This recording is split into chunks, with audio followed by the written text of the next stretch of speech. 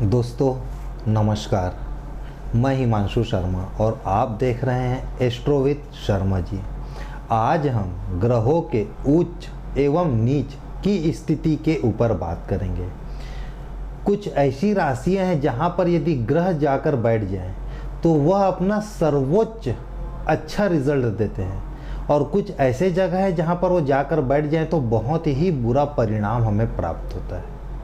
वह कौन सी जगह है, वो कौन सी राशि है, चलिए आज हम इस विषय के ऊपर बात करेंगे। चलिए फिर आज का कार्यक्रम प्रारंभ करते हैं। देखिए, सूर्य देव जो होते हैं वह एक नंबर की राशि में, मेष राशि में उच्च के होते हैं। वह सबसे अच्छा परिणाम वहां पर देंगे जहां पर एक नंबर लिखा हुआ है कुंडली में, जहां पर मेष राशि हो। ठीक है, कुंडली में चाहे एक नंबर कहीं पर भी लिखा हो, यदि सूर्य देव वहां पर बैठे हुए हैं तो वह हमें सबसे बढ़िया रिजल्ट देते हैं, सबसे अच्छा परिणाम प्रदान करते हैं। चलिए, जहां 2 नंबर लिखा होता है अर्थात वृष राशि, वृष राशि में चंद्रदेव उच्च के होते हैं। उसके बाद 3 नंबर की राशि में, मिथुन राशि में राहु देव उच्च के होते हैं। फिर हम आ जाते हैं 4 नंबर कर्क राशि, कर्क राशि में गुरु बृहस्पति देव उच्च के होते हैं। 5 नंबर के बाद छोड़ देते हैं, फिर हम आ जाते हैं 6 नंबर में। 6 नंबर है कन्या राशि, कन्या राशि में बुध देव उच्च के होते हैं। फिर 7 नंबर, 7 नंबर मतलब तुला राशि, तुला राशि में शनि देव उच्च के होते हैं। शनि देव अपना सबसे अच्छा परिणाम तब देंगे जब वह तुला राशि में हो, चाहे 7 नंबर कुंडली में कहीं पर भी लिखा हुआ हो। यदि 7 नंबर की राशि में शनि देव बैठे हुए हैं तो वह अपना सबसे अच्छा परिणाम देते हैं। फिर हम आ जाते हैं केतु देव में। केतु देव 9 नंबर की राशि में उच्च के होते हैं, जहां पर धनु राशि होता है। ठीक है, उसके बाद हम आ जाते हैं 10 नंबर की राशि में मंगल देव उच्च के होते हैं। 10 नंबर मतलब होता है मकर राशि। फिर 11 नंबर छोड़ के 12 नंबर, 12 नंबर की राशि अर्थात मीन राशि में शुक्र देव जो होते हैं वो उच्च के होते हैं। अच्छा, राहु और केतु इन दोनों के संबंध में क्या होता है, कुछ जगह यह है कि राहु देव 3 नंबर की राशि में उच्च के होते हैं, और कुछ जगह में हमें यह लिखा हुआ मिलता है कि राहु देव 2 नंबर की राशि अर्थात वृष राशि में उच्च के होते हैं। यही सेम स्थिति केतु देव के लिए भी है। केतु देव 9 नंबर में उच्च के होते हैं, लेकिन कुछ ऐसे भी राइटर्स हैं, कुछ ऐसे भी धर्म ग्रंथ है जिनका हिंदी ट्रांसलेशन मेरे पास है, जिनको मैं लगातार सतत अध्ययन करता हूं, जिसमें कई जगह में यह लिखा हुआ मिलता है कि केतु देव जो है वो 8 नंबर की राशि में अर्थात वृश्चिक राशि में उच्च के होते हैं। ऊंच और नीच की स्थिति के साथ साथ एक चीज और है, उनकी डिग्री। देखिए, सूर्य देव मेष राशि में उच्च के तो होते हैं, यहां तक ठीक है, लेकिन वो 0 से लेकर 10 अंशों तक उच्च के होते हैं, और वह परम उच्च के होते हैं अपने 10 डिग्री में, 10 अंश में। ठीक है, इसके बाद इसी प्रकार से देखिए, चंद्रदेव जो है वो वृष राशि में उच्च के होते हैं, लेकिन वह सबसे ज्यादा उच्च के रहते हैं जब वह 3 अंश में होते हैं। 0 से लेकर 3 अंश तक चंद्रदेव वृष राशि में उच्च के होते हैं। इसी प्रकार से मंगल देव के लिए देखिए 0 से लेकर 28 अंश, बुध देव के लिए 0 से लेकर 15 अंश, गुरु के लिए 0 से लेकर 5 अंश, शुक्र देव के लिए 0 से लेकर 27, शनि देव के लिए 0 से लेकर 20, और राहु और केतु के लिए 0 से लेकर 15 अंशों तक वो उच्च के होते हैं। जो ग्रह जहां पर उच्च के होते हैं उससे ठीक 7वीं राशि में वो नीच के होते हैं। जैसे सूर्य देव यहाँ पर 1 नंबर की राशि में उच्च के हुए हैं, तो उससे ठीक जो 7वीं राशि पड़ेगी उसकी सामने वाली राशि, मतलब 7 नंबर की राशि में, 1 नंबर के सामने क्या लिखा है, 7 नंबर। मेष राशि के ठीक सामने की राशि कौन सी राशि होती है, तुला राशि। तो तुला राशि में हमेशा सूर्य देव नीच के होंगे, और कहां तक नीच के होंगे, तो 0 से लेकर 10 अंश के जाते तक ही नीच के होंगे।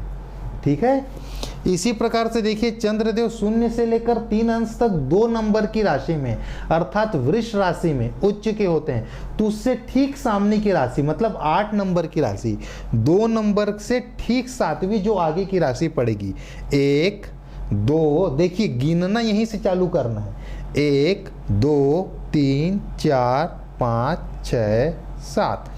यह जो 7वीं नंबर की राशि पड़ी, इससे 7वीं राशि 2 नंबर के अकॉर्डिंग यदि मैं बात करूं तो 8 नंबर की राशि वृश्चिक राशि में चंद्रदेव नीच के होते हैं। और कितने अंशों तक होते हैं? तो 0 से लेकर 3 अंशों तक ही होते हैं। जितने अंश तक चंद्रदेव वृष राशि में उच्च के होंगे उतने ही अंशों तक वृश्चिक राशि में वे नीच के होंगे। यही नियम नवों के नवों ग्रहों के लिए होता है।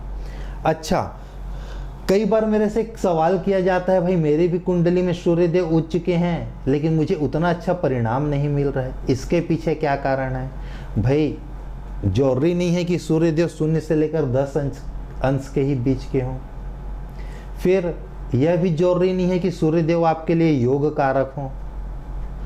हो सकता है उन्हें केंद्र त्रिकोण का आपकी कुंडली में घर ना मिला हो सकता है उनका जहां पर प्लेसमेंट है, वो जहां पर आपकी कुंडली में विराजित हैं, वह जगह केंद्र त्रिकोण का ना हो। उनके ऊपर कितने शुभ ग्रहों की दृष्टि पड़ रही है, यह सब बहुत सारी चीजें होती है जो हमको पैरेलल उस चीजों के साथ में देखना होता है उनके परिणाम को प्राप्त करने के लिए।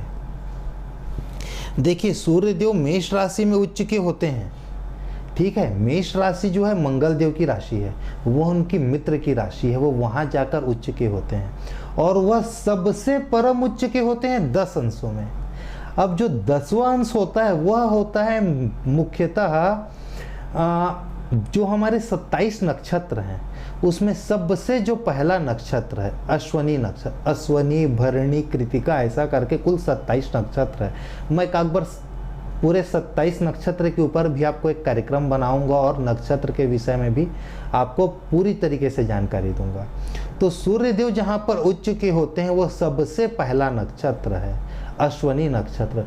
और अश्वनी नक्षत्र के ऊपर चलिए मैं बहुत ज़्यादा बात नहीं करूंगा क्योंकि अभी तक मैं नक्षत्र के ऊपर किसी भी तरह का कोई कार्यक्रम आपके सामने नहीं बताया हूं, तो मैं भी नक्षत्र के विषय में बात नहीं कर रहा हूं। मैं आपको जस्ट ये बताना चाहता हूं कि उस नक्षत्र के जो स्वामी देव हैं वह है केतु देव। देखिए बहुत ध्यान से समझिएगा, मैं जब 9 ग्रहों के कारकत्व को आपको समझा रहा था तो मैं आपके साथ एक चीज शेयर किया था, जो सूर्य देव जो होते हैं वो मुख्यतः हमारे आत्मा के कारक हैं। केतु देव हमारे किस चीज के कारक हैं? मोक्ष के कारक हैं। आत्मा का मोक्ष में मिलन हो जाना, आत्मा का परमात्मा में मिलन हो जाना, इससे अच्छी स्थिति तो आत्मा के लिए कुछ हो ही नहीं सकती है। यही कारण है कि सूर्यदेव पर्टिकुलर मेष राशि में अपने अति मित्र की राशि में जाकर उच्च के होते हैं और साथ ही साथ तीसरे चरण में, पहले नक्षत्र के तीसरे चरण में जिसके स्वामी है केतु देव, उनके नक्षत्र में जाकर वह उच्च के होते हैं। ठीक है। अच्छा, इसी प्रकार से देखिए एक बात है, मंगल देव जो है मकर राशि में जाकर उच्च के होते हैं। मकर राशि के स्वामी है शनि देव। शनि और मंगल आपस में परम शत्रु हैं। ऐसा क्यों? हमारे ऋषि मुनियों के द्वारा ऐसा आखिर क्यों बोला गया कि मंगल देव सबसे अच्छा परिणाम मकर राशि में ही देंगे? देखिए जो 9 ग्रह हैं उसमें मंगल देव को सेनापति के रूप में देखा जाता है, उन्हें सेनापति के रूप में पूजा जाता है, उन्हें सेनापति की संज्ञा दी गई है। और एक सेनापति का अस्तित्व ही शत्रु के घर में है। यदि शत्रु ना हो तो सेनापति का अस्तित्व ही नहीं रह जाएगा। ठीक है। यही कारण है कि अपवाद स्वरूप मंगल देव अपने अति शत्रु शनि देव की राशि में जाकर, मकर राशि में जाकर उच्च के होते हैं और वहां पर वह अपने स्वयं के नक्षत्र में बैठते हैं, चित्रा नक्षत्र में। मतलब आप एक शनि सेनापति को सबसे पहले शत्रु के घर में भेजे जिससे उनको इज्जत मिली, क्योंकि उनका वजूद ही शत्रु के कारण है, और वो अपने स्वयं के नक्षत्र में बैठ गए। जैसे आप किसी सेनापति को आप कोई एक हथियार दे दिए हो, उन्हें आप हथियार से लेस करके किसी शत्रु के घर में ले जाकर खड़ा कर दियो, एक ऐसी स्थिति बनती है मंगल देव के लिए। ठीक है। इसी प्रकार से चंद्रदेव भी हैं। चंद्रदेव जो हैं अपने वृष राशि में जाकर उच्च के होते हैं 0 से लेकर 3 डिग्री तक। अच्छा, पिछले कार्यक्रम में मैं एक चीज बोला था कि जो ग्रह होते हैं वह 0 से लेकर 6 अंशों तक बाल अवस्था में होते हैं, बहुत ज़्यादा अच्छा परिणाम नहीं दे पाते। लेकिन चंद्रदेव 0 से लेकर 3 अंश तक ही उच्च के होते हैं। इसके पीछे क्या कारण है?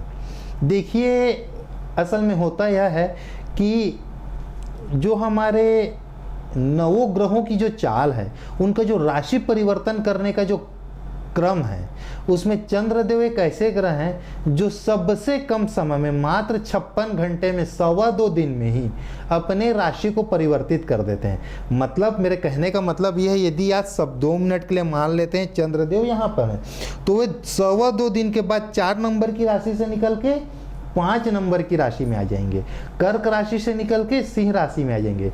सबसे जो तेज गति है नवोग्रहों में अपनी राशि को परिवर्तन करने का, अपने स्थान को परिवर्तन करने का, वह चंद्रदेव का ही है। तो चंद्रदेव अमूमन होता है, भले उनकी डिग्री कम दिखाई देती है, उनका अंश कम दिखाई देता है, लेकिन वो 8-10 घंटा पहले से ही अपने दूसरे राशि के जगह को दिखाना चालू कर देते हैं। मतलब यदि चंद्रदेव यहाँ पर हैं, चंद्रदेव चौथी राशि में है, 5वीं राशि में आए नहीं है, लेकिन वो 5वीं राशि में आने के 8-10 घंटे पहले से ही रहेंगे चौथे राशि में ही। लेकिन जब 8-10 घंटा बचेगा, जब वो चौथी राशि से 5वीं राशि में ठीक आने वाले ही होंगे, तो उसी समय से वो 5वीं राशि के भी परिणाम को परिलक्षित करना चालू कर देते हैं। वह साफ साफ दिखाई देना प्रारंभ हो जाता है। यही कारण है कि हमारे ऋषि मुनियों के द्वारा चंद्रदेव को सिर्फ 0 से लेकर 3 अंशों तक ही परम उच्च की स्थिति वृष राशि में उनकी दिखाई गई है। ठीक है, इसी प्रकार और बहुत सारी चीज़ें हैं जिनको थोड़ा बहुत मेरे को आपको नक्षत्र के विषय में भी बताना पड़ेगा, तभी मैं धीरे धीरे सभी चीज़ों के उनके उस पर्टिकुलर जगह में ही, उस पर्टिकुलर राशि में और उस पर्टिकुलर नक्षत्र में ही क्यों वो उच्च के होते हैं, मैं उस चीज़ को आपको समझा पाऊंगा। अब मुझे थोड़ा सा समय दें, मैं काक कार्यक्रम नक्षत्र के ऊपर बनाकर आपके सामने लाता हूं, फिर एक बार मैं इन्हीं विषयों के ऊपर और अधिक हम अंदर जाकर चर्चा करेंगे। चलिए फिर आज के कार्यक्रम को हम यहीं पर समाप्त करते हैं, और अब समय है टिप ऑफ द डे का। गुरुवार के दिन सुहागन स्त्रियों को श्रृंगार का सामान, सुहाग का सामान दान करने से माँ लक्ष्मी की कृपा हर हमेशा आपके ऊपर बने रहेगी। आप बीच बीच में ऐसा करते रहें। साथ ही साथ सुहाग का सामान दान करने से वैवाहिक जीवन में मधुरता भी बनी रहती है, पति पत्नियों के बीच में मधुरता बनी रहती है। ठीक है दोस्तों, चलिए फिर आज के कार्यक्रम को यहीं पर समाप्त करते हैं। आने वाले कार्यक्रम में फिर एक नए विषय के साथ मैं आपके सामने हाजिर होऊंगा। ठीक है दोस्तों, नमस्कार।